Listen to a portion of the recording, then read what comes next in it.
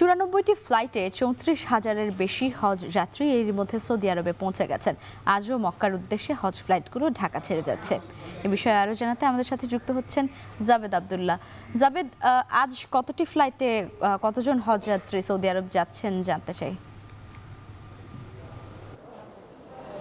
জান্নাত, শুভ সকাল। জান্নাত, আজও প্রতিদিনের ন্যায় বেশ কিছু ফ্লাইট মক্কার উদ্দেশ্যে ঢাকা ছেড়ে যাবে হজ যাত্রীদের নিয়ে। আপনি এরই মধ্যে নিশ্চয়ই ছবিতে আমার পিছনে ফ্রেমে দেখতে পাচ্ছেন যে দুই টুকরো সেলাইবিহীন সাদা কাপড় পরিধান করে, যেটিকে আমরা এহরামের কাপড় বলি, সেই এহরামের কাপড় পরিধান করে এরই মধ্যে হাজিরা হজের উদ্দেশ্যে অর্থাৎ আল্লাহর হুকুম পালনে জান্নাত লাভের আশায় এরই মধ্যে ঢাকা ছেড়ে যাচ্ছে মক্কার উদ্দেশ্যে। একটু বলে রাখি যে এবারের যে এই হজ যাত্রায় প্রি যে হজ ফ্লাইট, সেই হজ ফ্লাইট শেষ হবে 21 মে, অর্থাৎ আরও 24 দিন রয়েছে। 24 দিনের মধ্যে আরও প্রায় 44,000 হজ যাত্রী হজ পালনের উদ্দেশ্যে ঢাকা ছেড়ে যাবে।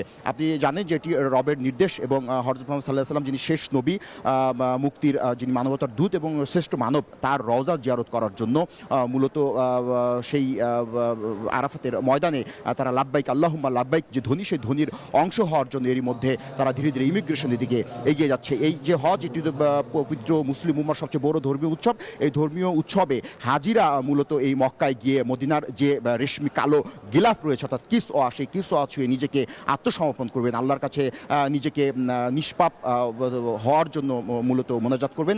হাজিরা যে বিষয়টি এখন পর্যন্ত আমরা কথা বলছি, তারা যে বিষয়টি বলছেন যে বিশ্ব মুসলিম উম্মার জন্য তারা দোয়া করবেন। তো এই যে প্রি হজ ফ্লাইট, সেই প্রি হজ ফ্লাইট শেষে আগামী 30 মে থেকে কিন্তু আবারও ফিরতি ফ্লাইট শুরু হবে, অর্থাৎ পোস্ট ফ্লাইট সেগুলো শুরু হবে এবং সেটি চলবে 1 জুলাই পর্যন্ত। এখন পর্যন্ত বলে রাখি যে 78,500-এরও বেশি যে নিবন্ধিত হজ যাত্রী, সেই নিবন্ধিত হজ যাত্রীকে নুসুক কার্ড প্রদান করেছে সৌদি সরকার। এই নুসুক কার্ড দিয়ে মূলত তারা মসজিদুল হারাম এবং মক্কা অবস্থান করবে এবং আরাফাতের ময়দানে তারা প্রবেশ করতে পারবেন। এই 78,500 যাত্রীকেই কিন্তু ভিসা সম্পন্ন করেছে এবার, যে কারণে এবার জটিলতা কম। এবার যাত্রী সংখ্যা মোটা দাগে একটু কম বলা যায়। মূলত এখন পর্যন্ত আমরা দেখতে পাচ্ছি হজ ক্যাম্পের যে আনুষ্ঠানিকতা, সেই আনুষ্ঠানিকতা বেশ সুশৃঙ্খল এবং হাজিরা এক এক করে দেশের বিভিন্ন প্রান্ত থেকে আসছেন। ইমিগ্রেশনে তারা প্রয়োজনীয় যে বোর্ডিং পাস, ইমিগ্রেশন এবং চেকিং, এগুলো শেষ করে তারা ধীরে ধীরে এয়ারপোর্টের উদ্দেশ্যে রওনা হচ্ছেন পবিত্র মক্কায় এবং মদিনায় যাওয়ার জন্য। এরই মধ্যে আজকে বলে রাখি, আজকে 5 থেকে 7টি ফ্লাইট রয়েছে যেগুলো ঢাকা জেদ্দা, ঢাকা মদিনার উদ্দেশ্যে ঢাকা ছেড়ে যাবে। জান্নাত। হজ যাত্রার খবর জানাচ্ছিলেন জাবেদ আবদুল্লাহ।